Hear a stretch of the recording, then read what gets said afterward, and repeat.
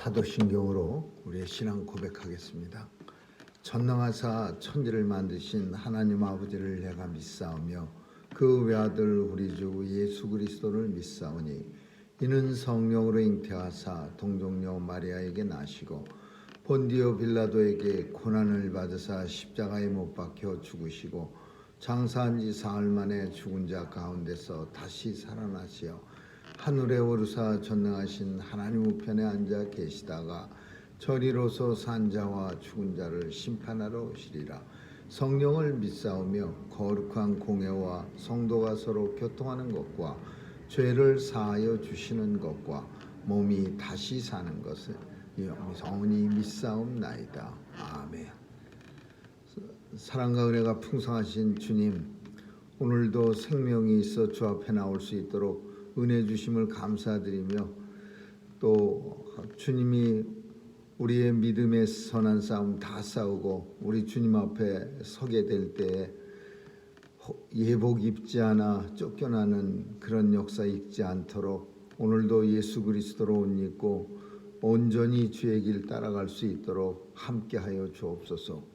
오늘도 마음속에 소원 가지고 주께 나온 죄 백성들 간구할 때 들어 응답해 주시고 이루어지는 것 우리의 눈이 보고 손이 만지게 하여 주옵소서. 하나님 아버지, 오늘도 병역한 죄 백성들에게 강건함 주시고 하나님께서 그 마음 가운데 위로와 치유가 있게 하여 주옵소서. 죄 백성들 어디서 무엇하든지 서 있는 자리가 하나님의 성전됨을 깨달아 오늘도 하나님의 징조로서 세상 살아가기에 부족함 없도록 도와주시옵소서. 우리의 삶을 보고 세상 사람들이 함께하는 자라고 우리 하나님과 함께하는 자라고 확실하게 여길 수 있도록 우리의 삶을 축복해 주시고 또 주님 도와주시옵소서. 오늘도 온 세상을 주관하시는 하나님의 역사가 하나님의 뜻대로 쓰여지기를 소원하오니 하나님 전쟁도 종식시켜 주시고 바이러스도 물러가게 하여 주옵소서. 선교사님들 지켜주시고 오늘도 오지에 나가 좋은 삶을 다 포기하고 귀한 사역 감당하는 선교사님들에게 능력과 권세와 또 하나님의 복음이 효과적으로 잘 증거되어져서 예수님 오실 때 면류관 받게 하여 주옵소서. 오늘 하루도 주님 손길에 의탁하오며 예수님의 이름으로 기도합니다. 아멘. 우리 찬양 367장 부르시겠습니다.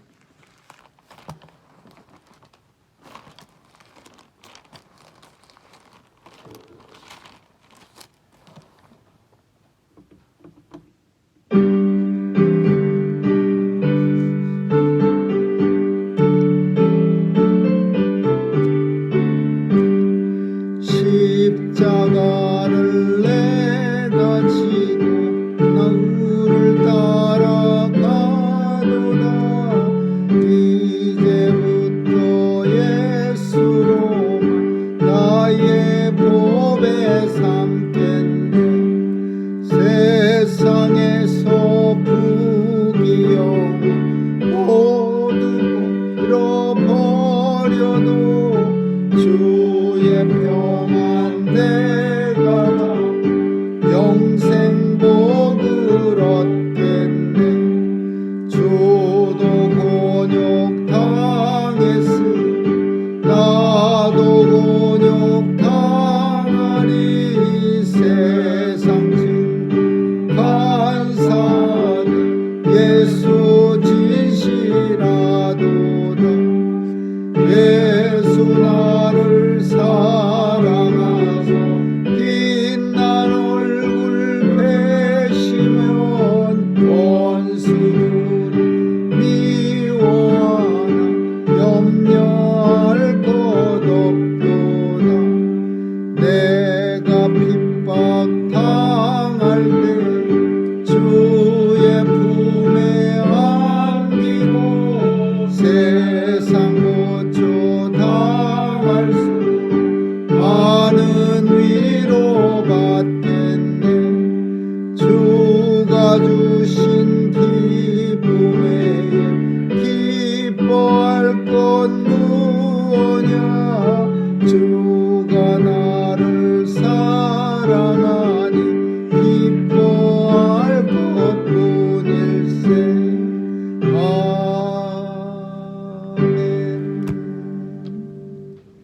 하나님 말씀은 마가복음 6장 보겠습니다. 마가복음 6장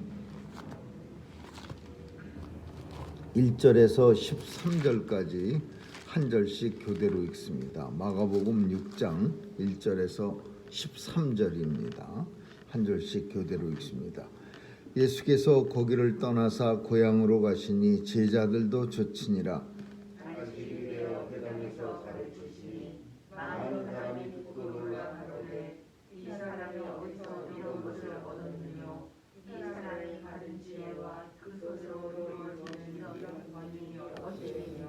이 사람이 마리아의 아들 목수가 아니냐? 야고보와 요셉과 유다와 시몬의 형제가 아니냐? 그 누이들이 우리와 함께 여기 있지 아니하냐? 하고 예수를 배척한지라. 예수께서 저희에게 이르시되 전자가 자기 고향과 자기 친척과 자기 교회에서는 기업을 받지 않으며 하시며 거기서는 아무 권능도 행하실 수 없어 다만 소수의 병인에게 안수하여 고치실 뿐이었고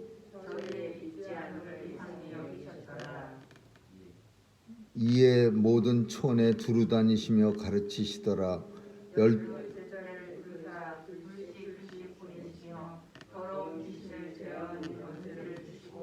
명하시되 여행을 위하여 집행이 위에는 양식이나 주머니나 전대 돈이나 아무것도 가지지 말며 또 가라사대 어디서든지 네 집에 들어가거든 그것을 떠나기까지 거기 유하라. 어느 곳에서든지 너희를 영접지 아니하고 너희 말을 듣지도 아니하거든 거기서 나갈 때에 발 아래 먼지를 떨어버려 저희에게 증거를 전달하시니 제자들은 나가서 회개하라 전파하고 많은 귀신을 쫓아내며 많은 병인에게 기름을 발라 고치더라. 아멘. 거기까지 읽겠습니다. 예수님도 자기 집과 자기 고향과 자기 친척과 자기가 살던 고장에서는 박해를 받았습니다. 오히려 가까운 사람들이 이렇게 예수님을 좀 보호하고 도와주고 예수님의 사역을 협조해주고 그러면 좋았을 텐데 예수님은 자기 고향에서 집에서 친척들한테는 박해를 받았습니다. 사람이 제일 힘든 게 다른 사람들한테는 아주 나이스하게 하면서도 자기가 쉬운 사람들, 가까운 사람들이나 뭐 맨날 만나는 사람들의 귀중함을 모르고 살 때가 많이 있습니다. 그리고 그 모르는 사람들한테는 오히려 그 괜히 쩔쩔매면서 아주 가치도 높게 부여하고 무조건 뭐 다 좋다고 그러면서 자기와 가까운 사람들은 참 폄하하고 뭐 참 사람을 제대로 평가를 안 하는 그런 경우가 우리 주변에서도 흔히 많이 있습니다. 친숙함에 좀 그 가치가 폄하되고 평가절하되는 것은 좀 안타깝고 어리석은 일이라고 볼 수 있습니다. 이런 일을 우리는 뭐 그런 일을 당해도 그럭저럭 넘어가겠지만은 예수님이 그런 일을 당하신 겁니다. 예수님이.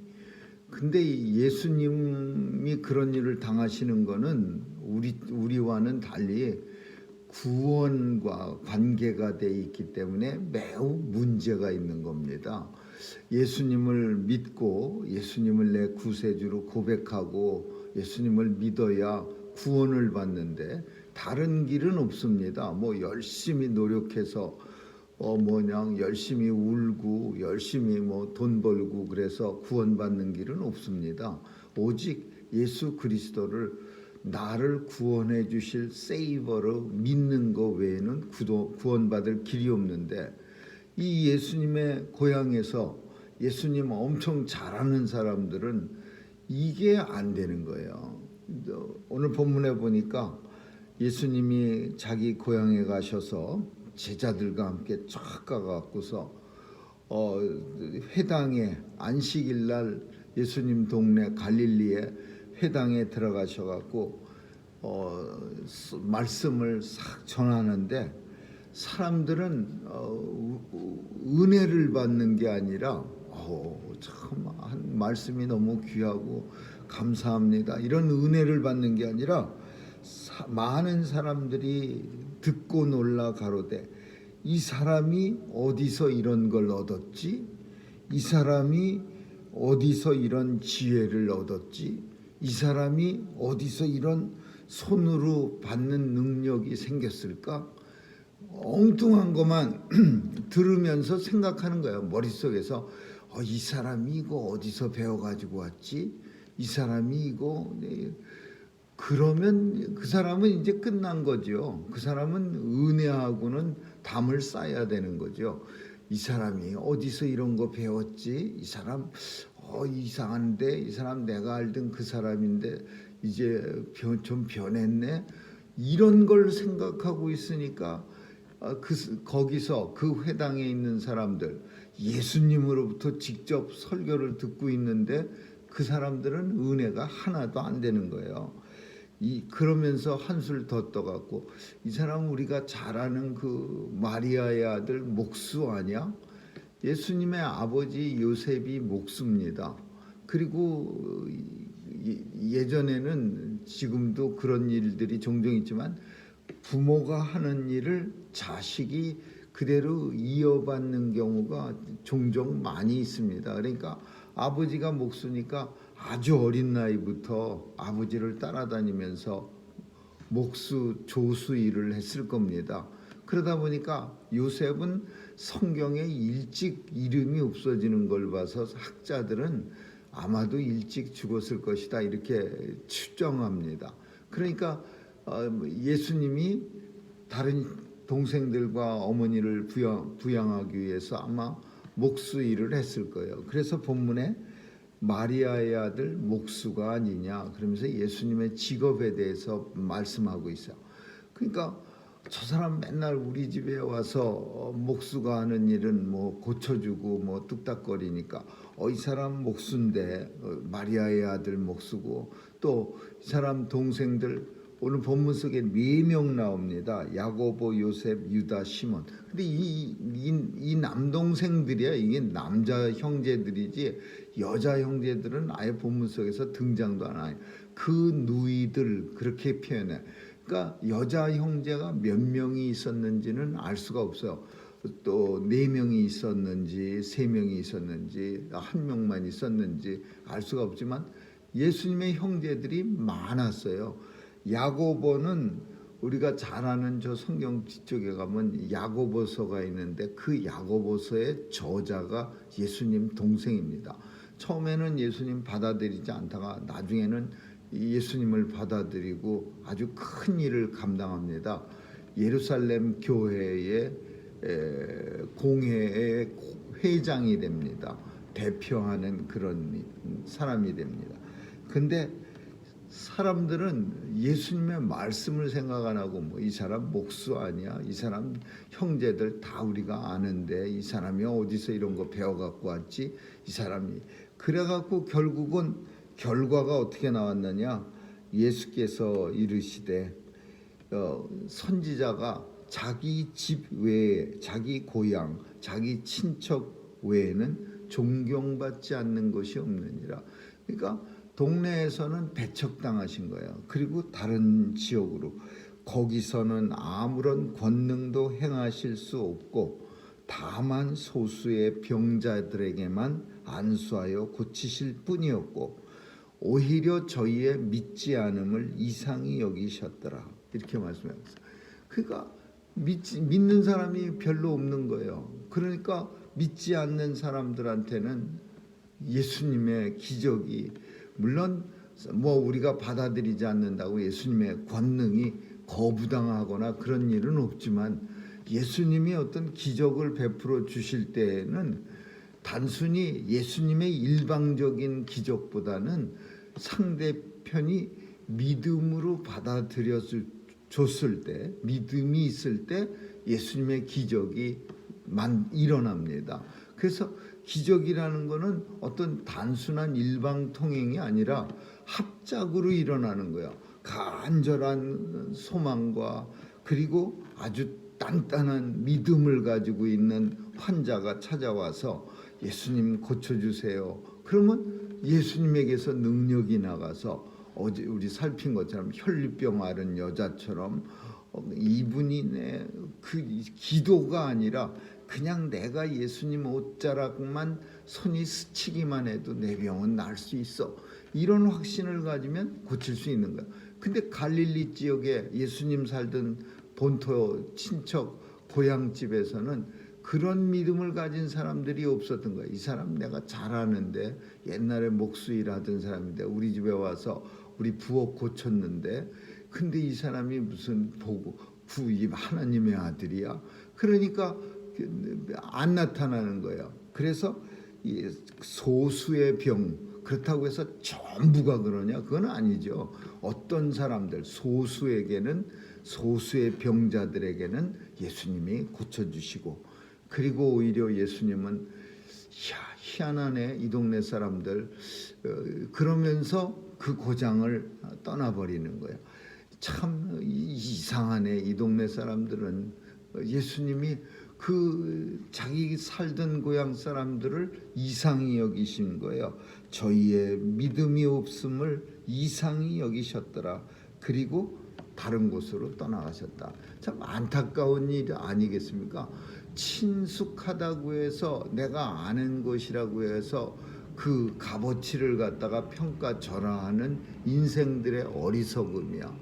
그리고 한 번도 보지 못한 거는 괜히 가치를 높여갖고 대단한 것 같이 떠벌리고 그래요. 제가 제일 안 좋은 거는 생각할 때 자기 식구들, 자기가 아는 사람들의 어떤 훌륭한 점은 전혀 눈 감고 살면서 모르는 사람 얘기는 그냥 거품을 물면서 뭐가 좋고 그래요.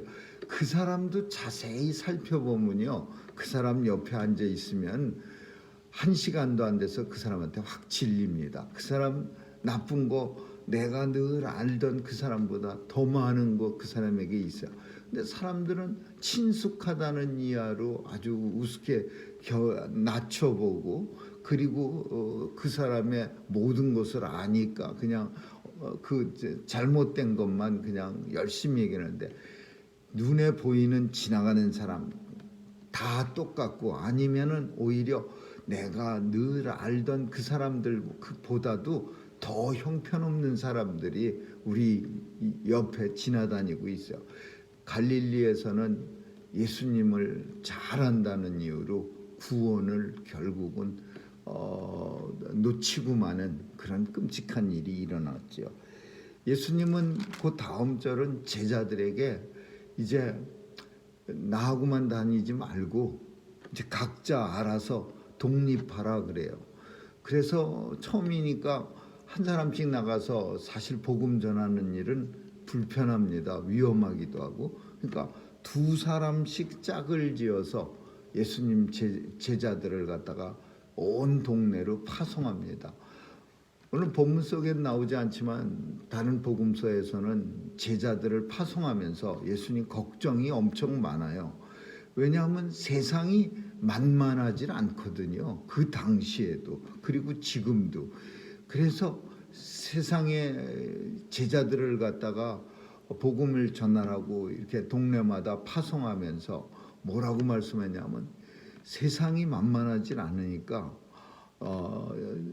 여우같이, 뱀같이 지혜로워야 한다. 그래서 이 뱀같이 지혜롭다마는 참 듣기 거북할 정도로, 뱀은 세상에서 정교하고 지혜로워서 사탄에게 이용당해서 우리 인류를, 사람들을 제일 먼저 악의 구렁텅이로 빠져들게 할 만큼 그렇게 간교한 짐승이야.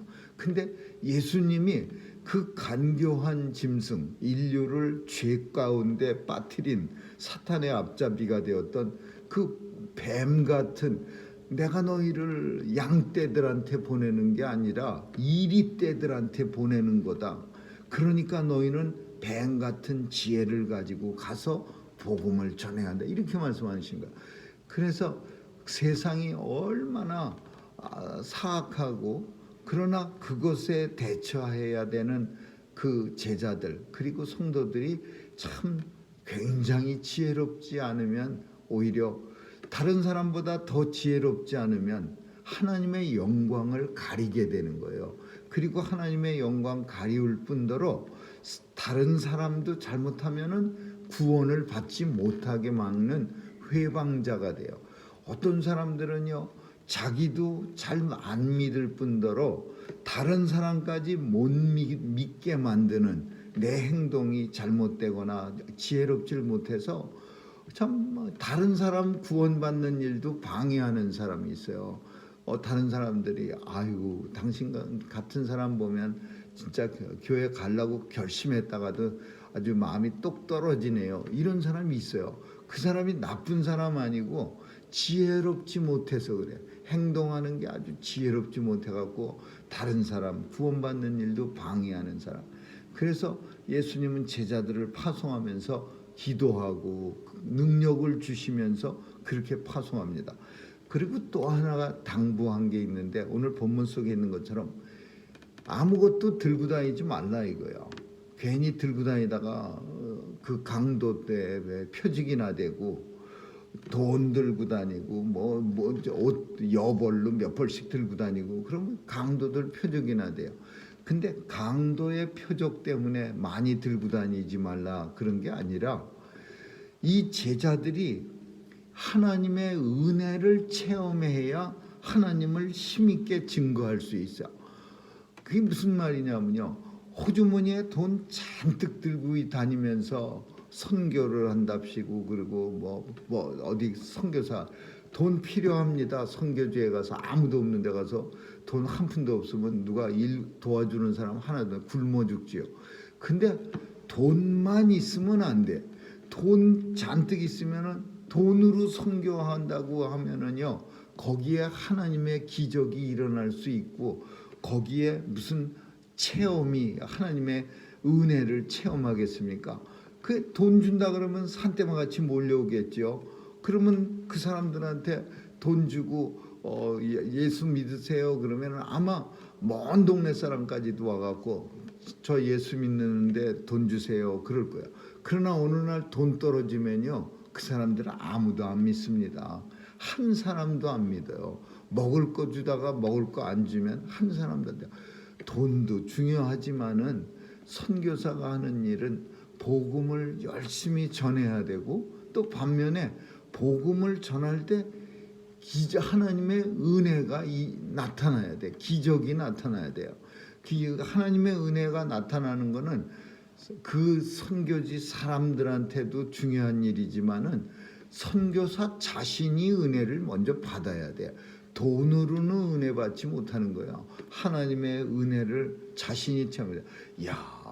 그래서 선교사님들 그 간증이나 선교 보고를 들어보면 아무것도 없는 가운데서 갑자기 뭐가 먹을 게 떨어지고 갑자기 어디서 뭐가 날라오고 뭐가 상전 알지도 못한 사람이 갑자기 우리 식구가 다 굶어 죽기 일보 직전에 이런 체험들이 쌓여져야 이 선교사가 당당해지면서 하나님께서 역사하시고 나는 이 일을 감당할 수 있습니다. 이런 자신감이 붙어야 되는 건데 호주머니에 돈주머니 잔뜩 전대를 2자루씩 꿰차고 등어리에는 옷을 갖다가 그냥 서너 벌씩 가지고 다니면서 그러면 뭐가 불편합니까? 배고프면 돈 주고 사 먹으면 되고 등어리에 추우면 옷 걸쳐 입으면 되고 또 옷 떨어지면은. 그러니까 예수님은 아무것도 가지고 다니지 말라. 하나님의 은혜를 체험하면서 그렇게 복음을 전해야 상대방도 은혜 받고 본인 자신도 믿음에 대한 담대한 믿음이 생기는. 그러면서 여기서 본문 속에 보면 한 집에 들어가서 푹 거기서 그냥 아주 실증 날 때까지 버텨라 그랬어요. 어디가 갔다가 그 집 안 좋다고 아유 밥도 안 좋고 뭐도 안 좋고 뭐 이게 불편하고 잠자리도 불편하고 옆집으로 또 옮겨 다니면서 옆집에 또 피해주고 또 거기 있다가도 또 다니 이거 하지 말라 이거예요. 그냥 어떤 집이 아이고 우리는 이렇게 복음 전하는 사람들 너무 좋아합니다. 우리 집이 누추하지만은 그래도 오셔서 함께 계신다면은 우리 집에는 영광입니다. 그럼 그 집 가갖고서 누추하든 말든 밥을 하루에 한 끼를 먹든 관계없이 거기서 끝까지 버텨야 된다는 거예요. 그 동네를 떠나기 전까지는 다른 집으로 옮겨 다니지 말고 환영하는 집에 가서 그 집 가서 그냥 계속 버물다가 그 집에 잔뜩 복을 빌어주고 떠나라 이거. 그러나 너희를 받아들이지 않는 집에 대해서는 분명하게 계산하라 그랬어요. 그게 뭐냐면 발에 먼지를 털라 그랬어요. 그걸로 증거를 삼으라. 이 발에 먼지 턴다 이거는 나하고 아무 상관이 없는 사람들입니다. 이 소리야. 그 선교사나 복음 전하는 예수님의 제자들하고 아무 상관없다. 그 표현은 뭡니까? 이거는 구원받지 못할 사람들입니다 라는 의미야. 그리고 예수 안 믿는 사람들입니다. 그래서 확실하게 이렇게 표현합니다. 발 아래 먼지를 싹싹 그 집에 들어갔다가 묻은 발 밑에 먼지야. 그러니까 그 집 거 다 털어놓고 우리 표현으로 하자면은 소금 뿌리고 와라 그 소리야. 아주 그냥 소금을 확 뿌려갖고서 이 집하고는 관계가 없습니다. 나하고는. 그렇게 하고 그 집을 증거를 삼으라 그랬어요. 그래서 예수님의 제자들은 나가갖고서는 하나님 말씀을 전파합니다. 회개하세요. 그리고 하나님의 복음을 전파합니다. 그러자 많은 귀신을 쫓아내고 예수님이 이제 쫓아내는 게 아니에요. 예수님 제자들이 나가서 많은 귀신을 쫓아내고 많은 병자들에게 기름 발라 고치니라. 감람유를 발라서 고치는 거예요. 이 감람유가 크게 두 개로 쓰였어요. 두 가지로. 하나는 하나님의 성전을 밝히는 기름, 또 뭐 성전뿐 아니라 가정에서도 감람유를 가지고 이 촛대를 이렇게 초가 아니라 등잔을 삼았어요. 등잔에 감람유 채워서 심지를 돋구는 거예요. 그래서 그 감람유가 사람 고칠 때 종처에다가 이 부스러기 나고 뭐 종기 나고 그런데 이렇게 갖다가 바르고 그리고 기도하고 고치는 거예요. 그래서 오늘날도 캐톨릭에서는요 이 종류식이라 그래갖고 기름 바르는 예식을 합니다. 아주 그냥 중병에 걸렸거나 더 이상 이제 소망이 없는 사람들에게 이 기름을 발라서 종류식 그런 거예요. 오늘 본문 속에서 우리 두 가지 생각합니다. 잘 생각해야 우리도 인생 속에서 흔히 저지르는 실수가 우리가 너무 친숙하다고 해서 예수님 동네 사람들이 배척한 것처럼 우리도 너무 잘 안다고 해서 마치 내가 하는 거는 다 형편없는 거고 한 번도 보지도 못하고 지나가는 사람만 훌륭한 거 아니고 내가 가장 귀한 것은 내가 잘하는 거고 내가 잘하는 사람이 가장 귀한 사람이야. 두 번째로는 하나님의 복음을 전할 때 너무 물질에 의존하는 이런 형식의 복음 증거는 이거는 피해만 줘요. 한국 사람들 많이 있는 그 중국 연변에는요 선교사님들이 가갖고 열심히 기도하고 하나님의 능력을 가지고 복음을 전한 게 아니라 맨날 돈 보따리 들고 가갖고서 복음 전하다가 복음도 전하지 못하고 사람만 왕창 돈에 아주 그냥 나쁜 사람만 잔뜩 만들어 놓는 그런 안타까운 일이 전부는 아니겠지만 굉장히 많이 그런 일들이 벌어졌어요. 오늘 본문 속에서 우리는 적당히 사용하는 건 좋습니다. 복음을 위해서. 그러나 복음을 위해서 돈만 사용하는 것은 안 되는 거죠. 우리의 노력과 사랑과 헌신이 필요하고 그곳에 하나님의 은혜가 나타나는 거예요. 아무쪼록 오늘도 하나님의 은혜를 우리 삶을 통해서 주변에게 전하는 그런 저와 여러분 되시기를 주님의 이름으로 축원합니다. 기도하겠습니다. 좋으신 하나님 감사합니다. 오늘도 하나님이 은혜 주셔서 이 땅에 살아가게 하시고 또 우리가 잘 아는 것들에 대한 친숙함이 혹시나 그 친숙함으로 인해서 평가를 절하시키며 살아가지 않나 살필 수 있도록 도와주시고 또 오늘도 복음 증거하는 그런 예수님의 제자들 같은 삶 살 수 있도록 도와주시옵소서. 감사드리며 예수님 이름으로 기도합니다. 아멘. 주기도문으로 마치겠습니다. 하늘에 계신 우리 아버지, 이름이 거룩히 여김을 받으시오며 나라에 임하옵시며 뜻이 하늘에서 이룬 것 같이 땅에서도 이루어지이다. 오늘날 우리에게 일용할 양식을 주옵시고 우리가 우리에게 죄 지은 자를 사하여 준 것 같이 우리의 죄를 사하여 주옵시고 우리를 시험에 들게 하지 마옵시며 다만 악에서 구하옵소서. 대개 나라와 권세와 영광이 아버지께 영원히 있사옵나이다. 아멘.